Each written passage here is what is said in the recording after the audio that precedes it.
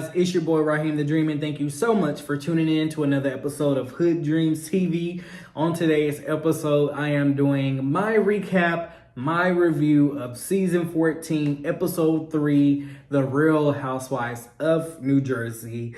And if you are new to my channel, Jumbo, I'm so glad to have you. Please do me a favor by making sure that you hit that subscribe button. Also, make sure that you hit the like button and share this video to your social media with all of your friends and family. But without further ado, we're going to get right into the recap because this episode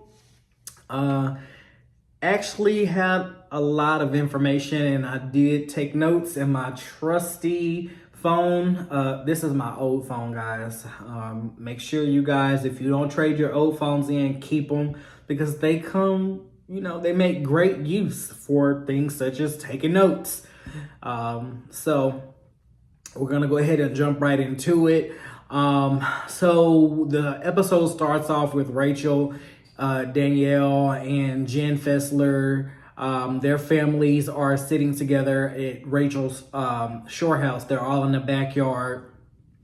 And while they're back there, they're talking about, they asked Jen about what she and Teresa was talking about on the last page. And if you guys can remember, on the last episode, Jen and Teresa at the Celebration of Life party, they walked to the side and they had a little discussion because Teresa wanted to ask Jen about what was said at the reunion when Jen made the comment about y'all didn't stick to the plan. So Jen basically explained to the girls that she told Teresa that she basically explained that they were supposed to have brought on envelopes, which were like receipts, and that they didn't bring the receipts out at the reunion. And so they're starting to really just like have one eye open with Jen Fessler, because they're like, first of all, you didn't even have to explain that to Teresa. And that's really more so Rachel's feelings and Margaret's. Like, why do you even have to explain yourself to Teresa? Like, we don't fuck with her. But in Jen Fessler's mind, she's like, I'm cool with all of y'all. And so that's an issue for Margaret and Rachel. And they're feeling some type of way about it. So, hey, I'm the type of friend, where I will allow you to be friends with somebody else that I'm not getting along with, but I will step back just a little bit, because we can't be besties if you want to be friends with somebody that I'm not getting along with. I'm not saying I'll cut you off, but I'm just going to fall back from you a little bit. So I kind of, in a way, understand what they're talking about. I kind of would, be keeping one eye like bigger than the other when it comes to Jen. I would be definitely giving her the look like. But anyway, so the next scene we go to, it's Melissa and Joe and Margaret and her husband. They're at Melissa's shore house. They're also in the backyard, and they're sitting by the lake. And Margaret brings up how Dolores had contacted her, and Dolores was basically saying to Margaret that she feels bad because Dolores and her man are staying at Jennifer Aydin's shore house while everybody is at the shore, and Dolores feels bad because she and her man are coming to Joe's birthday party, but she feels bad because Jennifer and her husband weren't invited. And so Margaret was like, basically like, F that, like, who cares? Get over it. She was like, if she wants to be invited or she wants to have a relationship with Melissa or Joey, then she needs to call Melissa. So Margaret is not having it at all when it comes to Jennifer Aydin or feeling bad for her at all. Let me see. And then we jump to a scene where Jennifer is sitting down with Dolores and her man and Jennifer Aiden's husband and daughter. They're all having breakfast at the table together. And Jennifer Aiden is just so oblivious to like basically what she did last season. She's acting like she didn't do anything at all to Melissa. Melissa is mad for no reason. And she's not going to apologize. And so she was like, I'm not apologizing to her. She was like, I'm not reaching out first. She was like, I always reach out first. And then the producers, they do flashbacks to where to where Jennifer has like basically tried to bury the hatchet with Melissa like at least 4 times. But this time you really do need to apologize to Melissa because y'all were somewhat supposed to be cordial last season and you messed that up by spreading that rumor to Danielle last year that she was kissing a guy in the back seat. Like, you could have kept it to yourself. And so, yes, now I can understand why, not Teresa, but why Melissa is feeling some type of way towards you. You absolutely should call her, text her, meet her for coffee or anything, and apologize for that. Especially if you didn't mean to hurt her. But anyway, so then it jumps back to then it jumps back to Melissa and Joe's shore house, and Joe calls Dr. Aiden, Melissa's husband, and invites him to his birthday party, but he respectfully declines. He was like, our wives, they have an issue, and I think that they need to have a conversation before, I come to one of your birthday parties. And so Joe respected it, and they ended the call. He went back to the table and told Jennifer and Dolores's man about the phone call. And he told them that basically he has his wife's back. And she was excited because, as you know, she's been having issues with him and they've been going to therapy, talking about like, you need to have my back more. So it was good to see that he's finally given her what she's been asking for. Let me see. Next, we jump to a scene at Teresa's household where Gabriella, she's all packed up and ready to go to the University of Michigan. All her boxes and everything are packed up. And then Gia, she's very emotional. She's in tears. And then that starts Teresa. She starts to get in tears a little bit as well. All the while, their dad, Joe, who lives in the Bahamas now, he's on FaceTime with them. And he's just letting Gabriella know how proud he is of her and, just congratulating her. And then after that, a moving company comes and gets all of Gabriella's stuff, packs it up, and then drives it, I guess, to her college. And then Teresa and Louie, they walk off to maybe the backyard of their house. And they have a conversation about the celebration of life party that was the night before. I'm thinking it was the night before. And she's asking Louie if he talked to her brother Joe, and he's like, no, I didn't speak to her. And then he also brought up John Fuda, and he was like, actually, now that I really got a good look at at John, he was like, he's actually kind of ugly. And I really do not like Louie. I do not. I like Teresa, even though she sometimes is a bimbo and gets on my nerves and says and does stuff that I don't like. I can keep giving Teresa a slap on the hand for her because that's kind of her role on this show. But Louie, you are a man. And he irks me so bad. Why are you sitting here talking about another man's looks? You are a straight man and you're calling another straight man ugly. I just don't like him. He's really like the evil villain Like, everybody thinks Teresa's the villain. Like, Louis is actually the villain.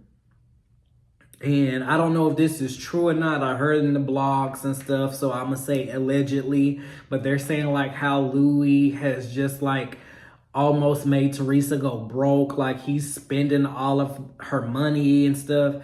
I hope that's not true. Again, I say that is allegedly. I just hear it in the blogs, and that does not make it true, but I hope that it's not. And if it is true, hopefully Teresa opens up her eyes and kicks him to the curb before it's too late. Because I don't know how much longer Andy is going to keep her on the show, especially with her not having any scenes or talking to Melissa at all. And so, let me see.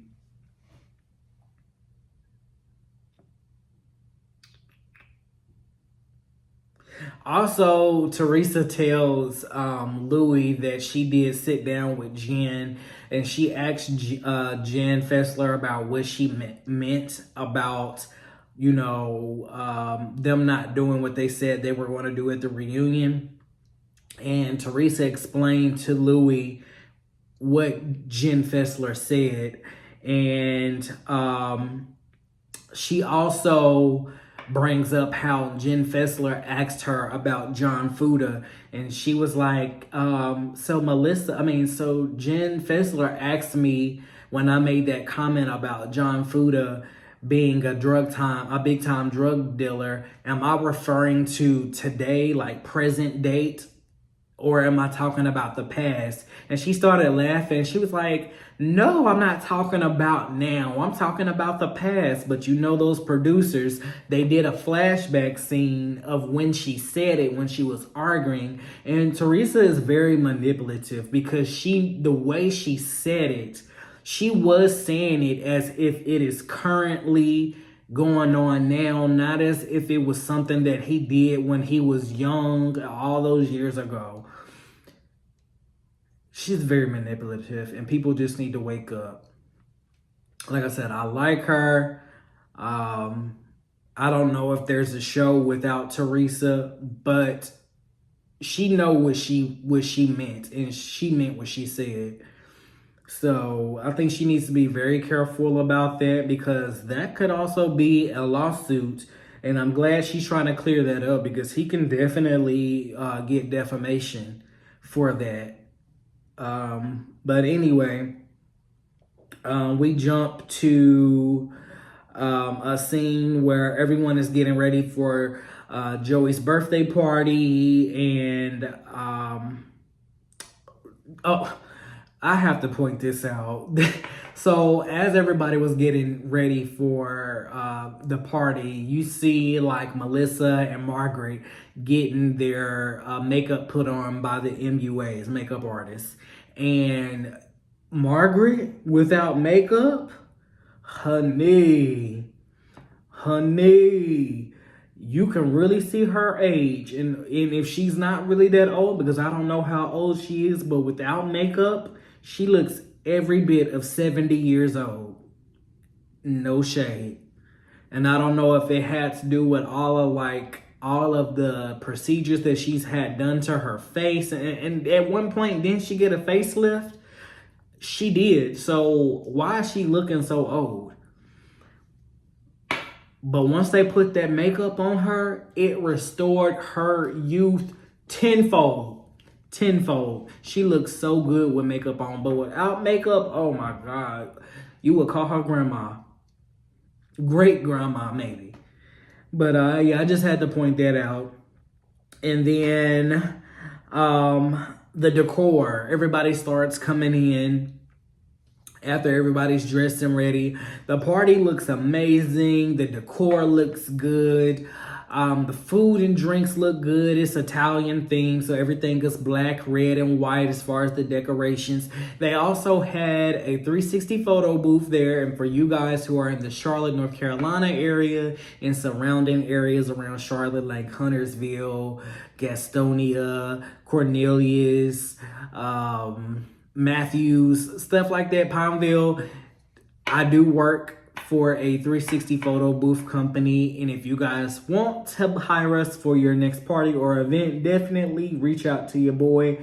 The name of our company, excuse me, I got the hiccups, is Rotating Memories 360 Experience. You can contact me directly, or you can go to our Instagram page. Again, it is Rotating Memories 360 Experience. Find us on Facebook or Instagram, and we will be there to provide you guys with photo booths. We got different kinds, and we also have a 360 photo booth as well. I just had to throw that in real quick. Promote one of my jobs. One of my many jobs, because your boy stay booked and busy. Let me see. So while everybody is at the party, again, all the decorations and everything looks good. Everybody's dressed nice and everybody's having a good time. But while they're there, Danielle, she brought 2 friends with her. And they're talking to Melissa and her daughter, Antonia, who's getting ready to go to college as well. And I believe it was University, was it Maryland? I can't remember. She's going to college as well. And they're giving her advice just because Antonia's like, I don't know what to expect. I don't know how it's going to be. And they're giving her advice, and they let her know that her college years are going to be the best years of her life. And I agree with that advice. College was fun for me, and for most people that I know who have went to college, college was a blast for everybody. Well, I don't want to say everybody, because there was probably some people who went to college and it was traumatic. But I would probably say most people, college was a blast. And so that was great advice. They also told her that college is where she will meet her best friends. And when they said that, I was like, well, she probably already has a best friend, but I get what they meant.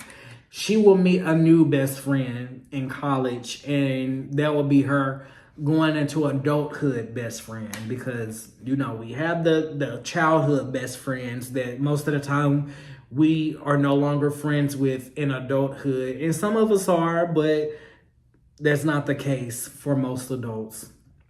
You lose contact, they move to another state, out the country, or move somewhere else, and you guys just lose contact, and you get a new best friend in college. So that was cool seeing that.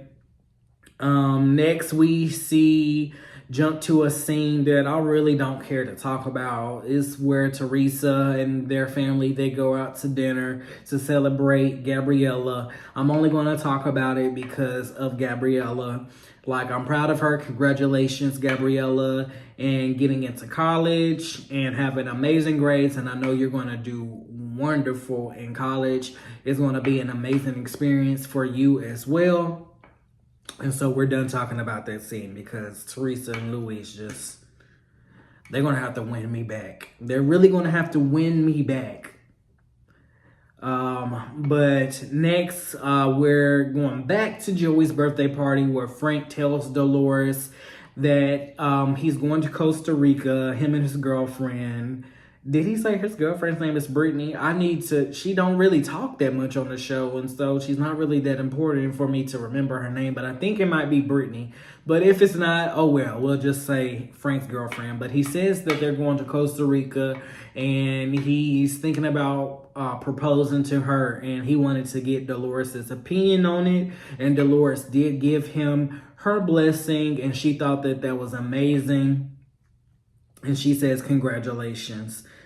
Let me see. And then next we jump to a scene where Rachel and Margaret, they're sitting down with Jen Fessler. And Margaret pretty much confronts Jen Fessler about how when she and Teresa on the last episode, they, stepped to the side, how Jen Fessler was just so giggly and ha ha ha ha ha ha ha, just being extra. And she didn't like that, because she was like, you're my friend and you're over there laughing with my, I don't want to say enemy, but my op. Like, what's that about? And so Jen explained to her that she was just telling Teresa what had happened about the whole reunion thing. And she was like, it's not like we're best friends. We were just talking. But Margaret was not having it. Margaret and Rachel, they both come at her and they're basically telling her, like, you don't have to pick a side, but basically without saying it, we want you to pick a side. But the words that are coming out of their mouth is saying you don't have to pick a side, but how they're treating her is saying you have to pick a side. And so that was very confusing because who are y'all to tell this girl who, you know, she has to, you know, whose side she has to pick. If she wants to be friends with both of y'all, she can be.